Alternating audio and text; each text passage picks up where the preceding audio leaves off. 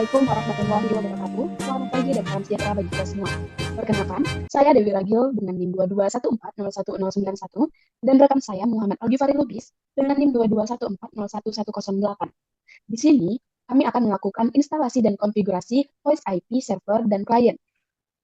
Pertama-tama kita menyiapkan hardware dan softwarenya, yaitu berupa satu laptop, dua buah smartphone, dan kami inisialkan dengan smartphone A dan smartphone B. Kemudian ada OS Ubuntu Virtual Machine dan Oracle VirtualBox.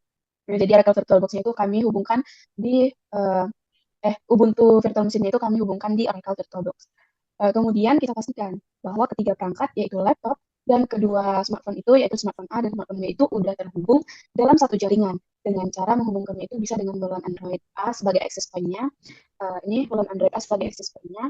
Kemudian uh, dengan menghidupkan mobil hotspot, setelah itu laptop dan Android-nya itu harus menghubungkan WiFi ke access point di Android A. Nah, selanjutnya kita langsung aja masuk ke langkah intinya. Oke, baik. Saya akan melakukan share screen terlebih dahulu. Nih, terus kita buka terminal. Ada Windows. Baik, setelah kita buka, kita cek IP address-nya, yaitu dengan melakukan IP config, mengetik IP config, enter. Nah, di situ telah terdapat IP address-nya, yaitu 192.168.254.227. Selanjutnya, langsung saja kita masuk ke Oracle VirtualBox-nya. Kita buka Ubuntu-nya. Baik, langsung aja kita buka Ubuntu-nya. Maaf, di sini akan loading mungkin 2-3 menit. Baik, saya sedikit tambahan bahwasanya karena perangkat laptop, lalu smartphone dan smartphone 1 dan smartphone 2-nya itu harus terhubung ke satu jaringan. Jadi di sini kami menggunakan konsep wireless LAN di mana di smartphone 1 kami jadikan sebagai access point ataupun hotspot yang mana nantinya laptop dan juga smartphone kedua selain smartphone yang dijadikan access point itu terhubung ke hotspot dari smartphone 1. Karena itu jika mereka berhubung di satu jaringan yang sama, maka dengan itu mereka memiliki satu akses point. Jadi bisa dibilang mereka itu berada di jaringan yang sama. Dan itu juga bisa kita sebut dengan konsep wireless local area network atau disingkat dengan WLAN. Seperti itu. Lalu yang tadi barusan dicek di terminal Windows itu untuk mengecek IP address dari WiFi yang dihubungkan alias access point alias hotspot di smartphone 1 tadi. Yang mana di situ IP address-nya 192.168 bisa di scroll. Oh ini nih, 54 dan 227. 192.168 ya, 254.227.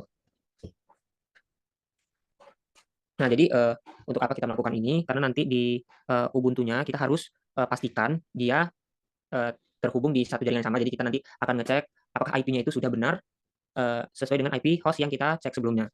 Seperti itu. Baik, setelah melakukan loading, tampilan Ubuntu-nya itu akan seperti ini. Di sini kami nama username kami buat aja nama user, kemudian kita klik, kemudian kita masukkan password kita, enter. Kita tunggu loading lagi untuk masuk ke Ubuntu-nya gitu. Setelah loading, tampilan Ubuntu-nya itu akan seperti ini. Nah, lanjut aja kita masuk ke langkah inti berikutnya. Kita buka terminal, ada Ubuntu. Nah, selanjutnya kita lakukan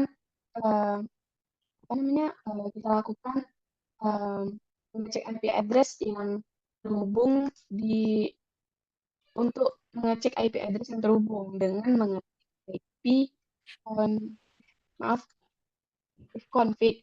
Kalau ipconfig itu tadi pada terminal Windows. Kalau ini pada Ubuntu ifconfig. Maaf, ifconfig. Enter. Nah, karena di sini belum ditampilkan IP yang sama-sama terhubung tadi yang kita cek di terminal Windows tadi. Nah, maka cara selanjutnya itu kita buka VirtualBox kita. Kemudian kita klik settings, kemudian klik network. Kita ganti netnya ini menjadi bridge adapter. Nah, kemudian kita klik OK. Selanjutnya kita masuk lagi ke Ubuntu-nya. Lalu kita lakukan lagi pengecekan IP-nya dengan if config.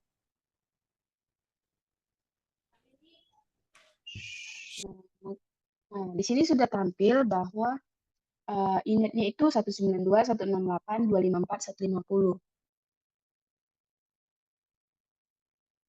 Nah, karena sudah tampil, bisa kita lakukan, maaf sebentar, kita lakukan pengecekan lagi pada terminal yang di ini tadi, di Windows-nya tadi, 192.168.254.227.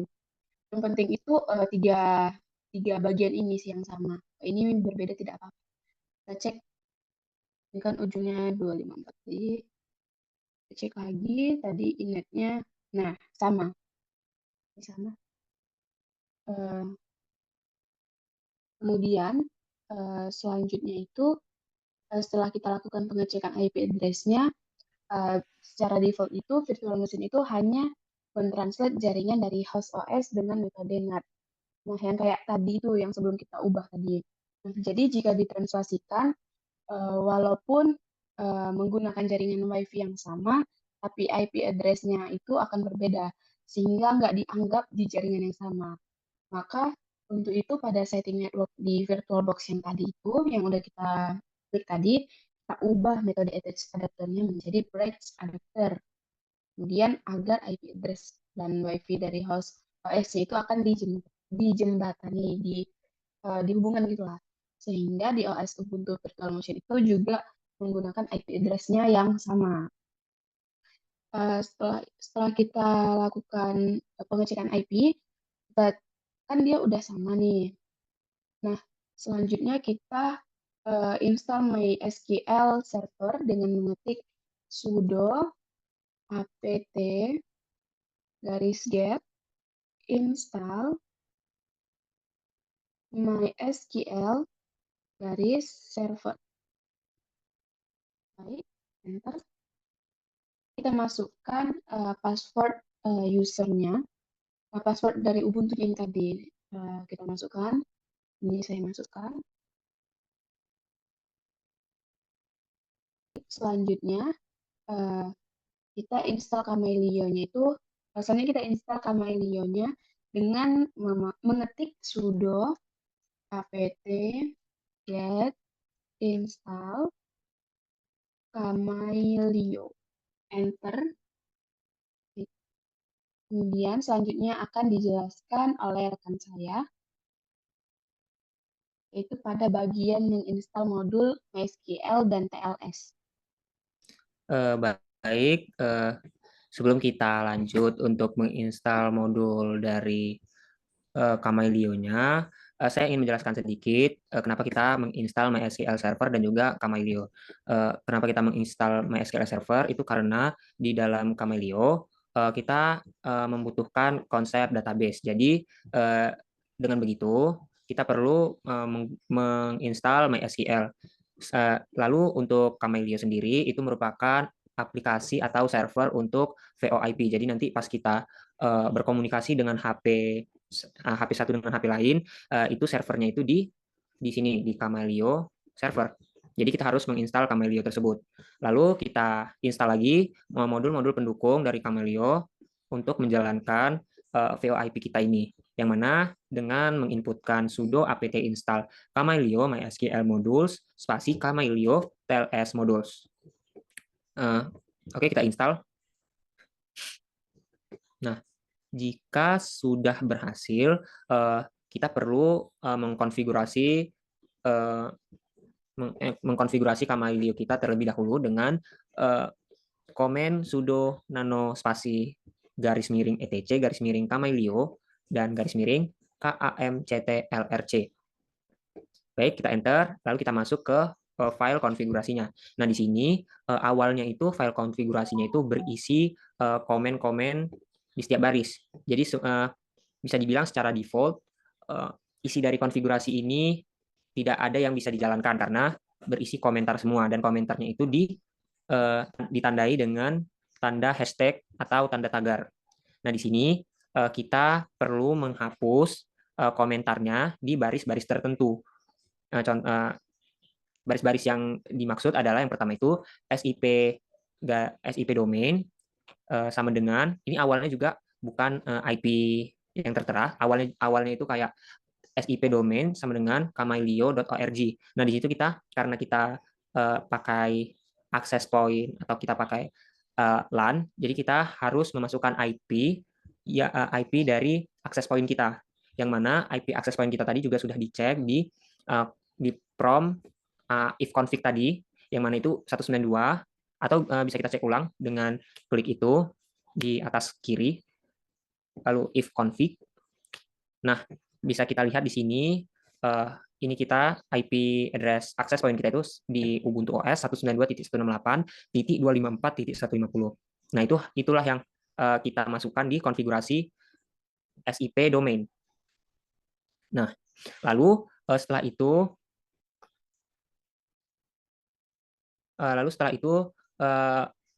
DB engine itu kita hapus tagarnya, lalu juga DB host, scroll ke bawah lagi, lalu DB path, DB rw user, DB rwpw, DB ro user, DB ropw, dan yang terakhir DB access host. Dan di DB access host ini juga kita perlu menggunakan atau memasukkan IP address dari access point kita di Ubuntu yang kita cek tadi di ifconfig. Untuk memastikan ulang bisa kita cek 192.168.254. Oke. 254.150. Bisa ke atas lagi? Oke, karena kita sudah memastikan IP address-nya sudah benar, jadi sebenarnya bisa kita save dengan menekan Ctrl O, lalu kita enter. Nah, sebelum kita tutup filenya, saya ingin menjelaskan ulang bahwasanya di konfigurasi ini komentar yang kita hapus, zip domain, DB engine, DB host, lalu DB, intinya yang kita ubah isinya itu hanya zip domain dan DB host access yang kita ubah ke IP address access point kita. Nah, ini kan sudah kita save tadi dengan Ctrl O dan Enter, lalu kita tinggal keluar dari file konfigurasi ini dengan menekan Ctrl X. Baik. Nah, setelah itu kita juga perlu mengkonfigurasi hal lain, yaitu dengan sudo nano etc garis miring etc garis miring default garis miring kamailio.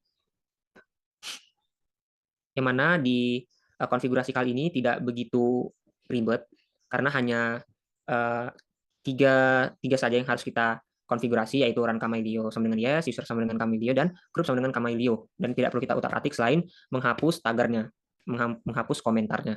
Baik, setelah itu kita Ctrl O dan Enter. Lalu kita Ctrl X untuk keluar. Nah, setelah kita sudah melakukan konfigurasi tadi, kita bisa restart dulu kamailio kita dengan mengetikkan sudo service kamailio restart. Nah, setelah itu ini tahapannya sebenarnya lumayan panjang kalau belum membuat database-nya, tapi karena kami sudah membuat database-nya, ini kita buat database dengan memasukkan sudo kamdbctl create. Ini untuk membuat database-nya. Oke, kita masukkan password MySQL-nya, passwordnya itu kamailio rw, password default-nya, kalau kita tidak mengutak-ngatik sebelumnya. Oh ya, ini dan juga jika tampilan seperti ini, kita tekan Latin 1.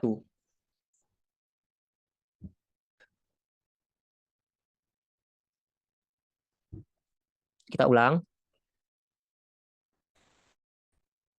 Untuk membuat database-nya.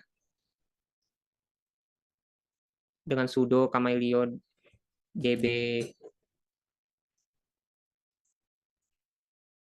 dbctl create. Nah, lalu kita enter dan masukkan passwordnya kamailio rw. Pastikan tidak salah karena nah ini Latin 1.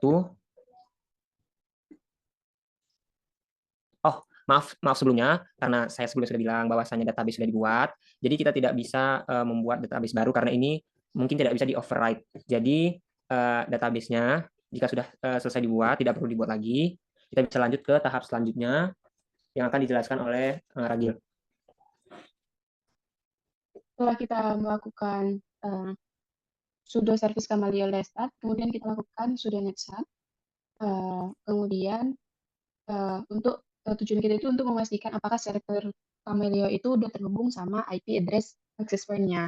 Nah, kemudian karena saya typo lagi, saya salah ketik lagi, jadi kita ulangi lagi masukkannya. Sudo netsat, karena tadi saya ada di sini typo, kemudian saya ulangi lagi dan masih ada kesalahan di sini, jadi saya ulangi lagi ketik, kemudian saya klik enter. Jadi yang sebenarnya itu yang ini. Nah, selanjutnya tadi kan kita udah masukkan netstat itu, jadi tujuan netstat itu untuk memastikan apakah server Camellia itu udah terhubung dengan IP address access point-nya. Nah, setelah itu kita tambahkan akun first IP yang nantinya akan digunakan di Android dengan perintah pkmctl add, kita masukkan password-nya. Nah, selanjutnya setelah kita tambahkan akun first IP yang nantinya akan kita gunakan di Android dengan perintah pkmctl add. Tadi passwordnya saya masukkan situ 1212, kemudian spasi 1212. Nah, ID-nya itu 1212. Nah, passwordnya itu saya masukkan juga 1212. Kemudian kita klik enter. Tadi saya ada kesalahan karena saya lupa masukin passwordnya. Yang saya masukkan hanya ID-nya aja. Nah, kemudian di situ kita masukkan user yang kedua lagi. Yang kedua untuk handphone yang B. Tadi kan untuk handphone yang A. Sekarang handphone yang B. Di situ saya masukkan 3434 untuk ID-nya. Maaf. Kita masukkan dulu KAMCTL add untuk menambahkan user yang baru, yaitu untuk handphone yang B-nya. KAMCTL add satu, di sini ID-nya saya buat 3434, kemudian passwordnya saya buat 3434 juga. Enter. Nah, di sini sudah selesai. Langsung saja kita hubungkan ke handphone. Mungkin rekan saya ada ingin membantu menjelaskan. Baik, setelah ini selesai, akun yang kita buat di server Camellia sudah selesai, dan nanti masuk ke database Camellia. Lalu di handphone ini kita download aplikasi VoIP di kedua handphone. Ya. Lalu, salah satu contoh aplikasi itu Zyper. Nah, kemudian kita sebenarnya klik banyak aja. aplikasinya. Ya, cuman Ada kami memilih Zyper karena dia free. Ya. Cuman ini langsung aja kita masuk. Mungkin saya akan melakukan rekam layar dari handphone saya aja agar terlihat jelas. Pertama itu kita klik agree and continue. Ini kita skip aja. Kemudian kita klik yes. Selanjutnya kita masukkan. Di sini username-nya itu yang telah kita buat tadi ya. Yang pertama itu ini untuk user yang pertama yaitu ID-nya 1212. Kemudian add IP address-nya 192.168.25.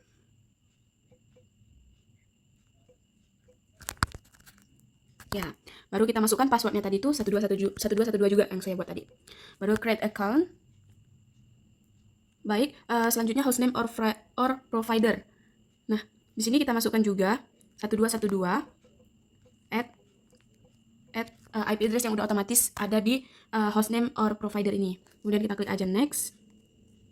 Use anyway, kita masukkan lagi authentication username-nya. Dan kita masukkan ini akun setupnya, kita masukkan username tadi 1212 add 1212 add IP addressnya lagi 192.168.254.150. Oke. Outboundnya nggak usah kita isi, langsung kita next aja. Finish. Izinkan. Oke. Kita pengaturan Zypernya kita izinkan. Baik, setelah itu selesai. Ini sudah bisa digunakan. Hal ini kita lakukan juga pada handphone yang kedua. Namun jangan lupa bahwa username dan passwordnya itu yang udah kita masukkan di add user tadi. Baik, setelah tadi kita sudah mendaftarkan akun di kedua smartphone dengan mendaftarkan akun sesuai dengan yang didaftarkan di Camellia server tadi. Jadi kita sudah mendaftarkan dua akun di masing-masing HP, ada akun 1212 dan ada akun 1212 dan 3434. Setelah itu kita testing atau kita lakukan percobaan untuk melakukan panggilan telepon ataupun mengirim sinyal ataupun request telepon dan kita lihat bagaimana respon dari penerima telepon. Apakah nanti akan masuk sinyalnya atau bagaimana. Nah, di sini di akun 3434 kita ingin mencoba menelepon akun 1212 dengan hanya menekan atau Username-nya saja. menginputkan username-nya saja 1212. Baik, kita coba telepon. Ini belum terjadi apa-apa. Oke, langsung saja kita pencet. Langsung terhubung. Nah, itu langsung masuk teleponnya.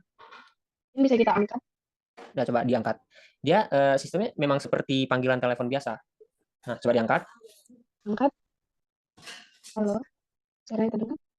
Halo. Belum terdengar, agak didekatkan coba. Halo. Atau di speaker. Halo. Tunjukkan layar kedua HP coba.